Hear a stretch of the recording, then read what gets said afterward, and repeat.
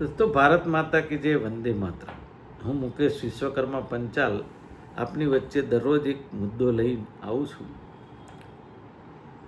આજે પણ આવ્યો છું. વિશ્વાસઘાતથી હંમેશા બચવું લોકો ખૂબ કરી રહ્યા છે. સમાચારની શરૂઆત કરીએ. આજે વાત બહુ નાનકડી છે પણ ખૂબ વિચારવા જેવી છે.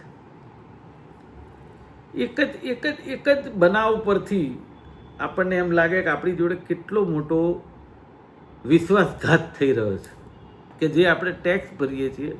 સવારે ઉઠો, રાત્રે સૂઈ જાઓ ત્યાં સુધી ટેક્સ, જીએસટી, ઇન્કમ ટેક્સ તો ખરો જ, બીજા બધા ટેક્સ ખરા જ, પ્રોપર્ટી ટેક્સ પણ ખરો. પણ તમે સમજો કે આ વાત ગુજરાતની તમામ નગરપાલિકાઓની છે, મહાનગરપાલિકા. ખાસ કરીને અમદાવાદ મ્યુનિસિપલ કોર્પોરેશનના સત્તાધીશોએ માર્ચ મહિનામાં અંડરબ્રિજ જેને કહીએ છીએ એમાં 1.25 કરોડનો એક કોન્ટ્રાક્ટ આપ્યો. શેના માટે આપ્યો? કે ચોમાસાની મોસમ 4 મહિનાની છતાં 12 અંડરપાસ માટે મેં માના ટેકનો કોર્પોરેશનને 1.61 કરોડનો 1 વર્ષનો કોન્ટ્રાક્ટ, અને છતાં પણ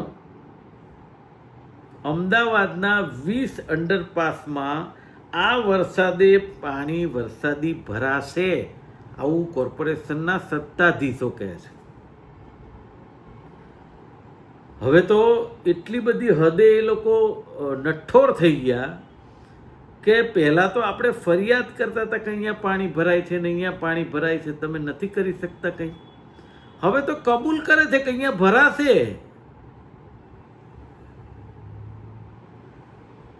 આપણે નથી લાગતું કે ચાલો આપણે કોઈ ગુલામીમાં જીવી રહ્યા હોય. આ મેસર્સ માના ટેકનો ઉપર તંત્ર કેમ ઓળઘોળ છે? કરોડોના કોન્ટ્રાક્ટ કેમ આપે છે? માત્ર ને માત્ર મલાઈ, ટેન્ડરની મલાઈ. મને એમ થાય છે કોઈ ટેન્ડર આપીએ તો આપણે એને સચોટ એનું તપાસ, એની વસ્તુ, એની પ્રોડક્ટ એ કરીને કેમ ના આપી શકીએ? અને દરેક વસ્તુના પૈસા તો ચૂકવાય જ છે, કે દરેક કમાય જ છે. કોઈ રાજકારણી, અધિકારી કે વેપારી કે ટેન્ડર ધારક નથી કમાતો એવું નથી.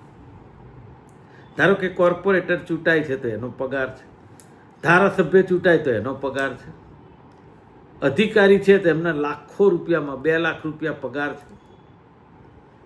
હવે ટેન્ડર ધારક તો એ પણ હું કહું છું 10-15% તો કમાતા જ હોય ને, કમાવા જોઈએ. કારણ એવું છે કે જે પ્રોડક્શન કરે છે એ માણસ તો મહેનત કરે છે અને કમાવા જોઈએ. પણ કેટલીક વાર એવું થતું હોય છે, મેં સાંભળ્યું છે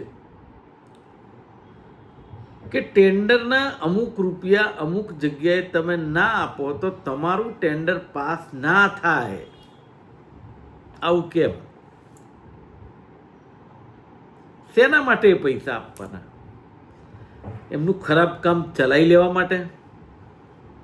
અથવા એને જ આપો કોન્ટ્રાક્ટ, બીજાને ના આપો એના માટે? શેના માટે? અને છતાં પણ હું તો કહું છું ભલે ખાય, કારણ કે એ એક દિવસ તો કુદરતના ઘરે, મેં કહ્યું ને, દેર છે અંધેર નથી. લખાવાનું જ છે કે 1 લાખ 2 લાખ પગાર છતાંય તમારે ઉપરની કમાણી જોઈએ છે, તો પછી ઘરમાં શું થાય? કુદરત તો જોવે જ છે બધું. જે તમને ટેક્સના પૈસા આપે છે ને લોકો, એ બી એનું પેટ કાપીને આપે છે સાહેબ. કેટલાક સામાન્ય અને મધ્યમ વર્ગના લોકો છે ને, કદાચ એના છોકરાની ફી ભરવાની બાકી હશે, કદાચ સિઝનની કેરી લાવવાની બાકી હશે, તો એ કેરી નહીં લાવે, પણ કે હું મ્યુનિસિપાલિટીનો ટેક્સ ભરી આવું, નહીતર મારે ત્યાં સીલ મારશે, મને પેનલ્ટી લાગશે. સાહેબ, આપે આવી રીતે પૈસા લોકો આપે છે. તમે વિચાર તો કરો. ક્યારેક એવો તો વિચાર કરો કે સાલું આટલો બધો આપણે ખાઈકી આટલા બધા અધિકારીઓના આટલા બધા ખિસ્સા ભરાય? ક્યારેક તો વિચાર કરો. ક્યારે એવું કહ્યું કે આ નકલી ફૂડ અમારા લીધે મળે છે, નકલી વસ્તુઓ અમારા લીધે મળે છે, અમારા હિસાબે ટ્રાફિક જામ થાય છે, અમે ગમે ત્યાં ખોદી નાખીએ છીએ, એનાથી તમને પ્રોબ્લેમ થાય છે, તો આ વખતે અમે ટેક્સ ઓછો લઈશું? એવું ક્યારેય કહ્યું? કોઈ કોર્પોરેશને નથી કહ્યું, ગુજરાતની કોઈ નગરપાલિકાએ નથી કહ્યું.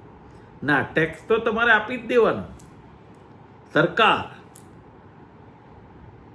અને તમે એમને વોટ આપી દેવાના. 5 વર્ષ થાય તમારે વોટ આપી દેવાના, બસ, બીજી કોઈ વાત નહીં. અને વોટ કયા મુદ્દે આપવાના? એક જ, હિન્દુત્વ, બસ. એનાથી વિશેષ કોઈ મુદ્દાની વાત નથી. તમે જો મોટા ભાગની જે ડિબેટો ચર્ચાઓ છે એની અંદર મને તો લગભગ 10 વર્ષ થવા ડિબેટ કરતા, પણ હું જોઉં છું કે એક ડિપ્લોમેટિક ચર્ચા, મીડિયા ઠીક છે, પ્લેટફોર્મ આપે છે બધાને બોલવાનું, સારી બાબત છે, પણ એ મીડિયાના પણ અમુક શબ્દો એવા હોય કે જેના કારણે એ આખી ચર્ચાનો ચામ મરી જાય છે. કે વિરોધ પક્ષ અને સત્તા પક્ષ તો એકબીજાને આક્ષેપ કરવાના, પણ શેના માટે આક્ષેપની વાત છે?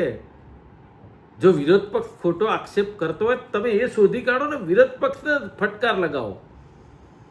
પણ જે સત્તા પક્ષની વાત કરી રહ્યા છે એ વાત તો તમે ઉજાગર કરવા જઈ રહ્યા છો, તમે કરો છો.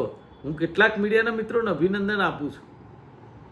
હું કંઈ મોટો ભૂપ નથી, હું એક સામાન્ય માણસ છું, પણ હું એટલું ચોક્કસ કહું છું કાયમ, સરકાર ગમે તેની હોય, કે જો વરસાદ 1 ઇંચ કે 2 ઇંચ કે અડધો ઇંચ પડ્યો હોય અને પાણી ભરાઈ જાય, તો રાત્રે વરસાદ પડ્યો હોય તો 3-4 વાગે સવારે અથવા રાત્રે મીડિયાનો મિત્ર કેમેરો લઈ, માઇક લઈ અને ત્યાં બોલતો હોય 1 ફૂટ પાણીમાં કે ફલાણા વિસ્તારમાં 1 ફૂટ પાણીમાં ઊભો છું, તો જો એ મીડિયાનો મિત્ર, એની નોકરી છે, એ ટીવીમાં સમાચાર દેખાડવા માટે એનું કામ કરે છે, અને પ્રજાની એક જેને કહેવાય કે તકલીફો ઉજાગર કરે છે, તો જો એ માણસ કરી શકતો હોય તો કોર્પોરેટર કેમ નહીં, ધારાસભ્ય કેમ નહીં, સંસદ સભ્ય કેમ નહીં, અધિકારીઓ કેમ નહીં?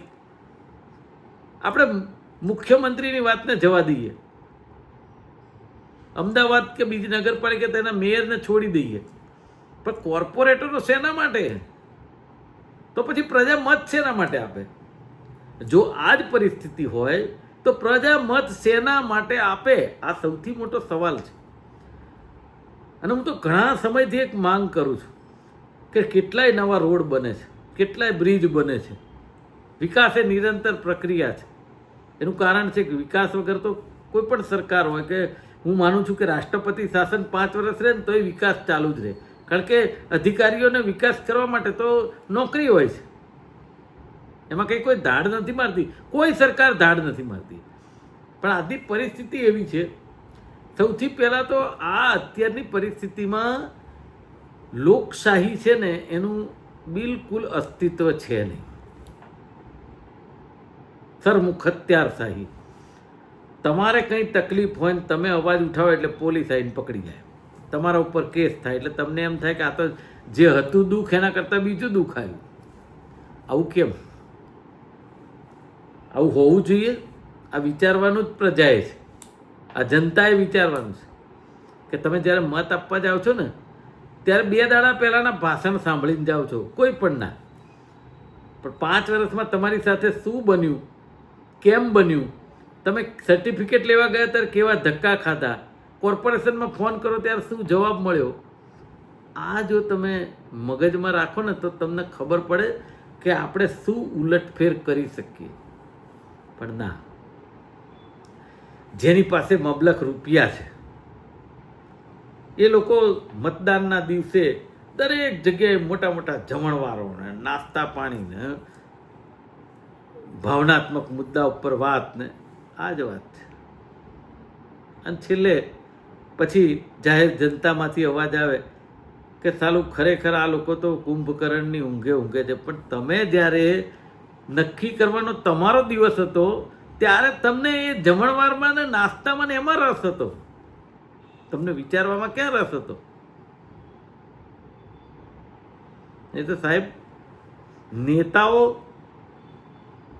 અધિકારીઓ જનતાથી ડરવા જોઈએ. એટલા માટે એ જનતા એનું પેટ કાપીને ટેક્સ આપે છે સાહેબ. એના છોકરાને મેં કીધું ને એમ, એના છોકરાના મોઢામાંથી કાઢીને ટેક્સ આપે છે, તો એનું વળતર કેમ નહીં? ખૂબ ખૂબ એટલે ખૂબ ગંભીર બાબત છે.